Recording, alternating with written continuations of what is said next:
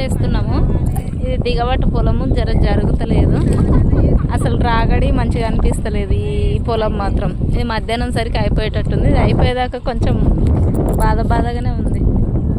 Comment చేయండి.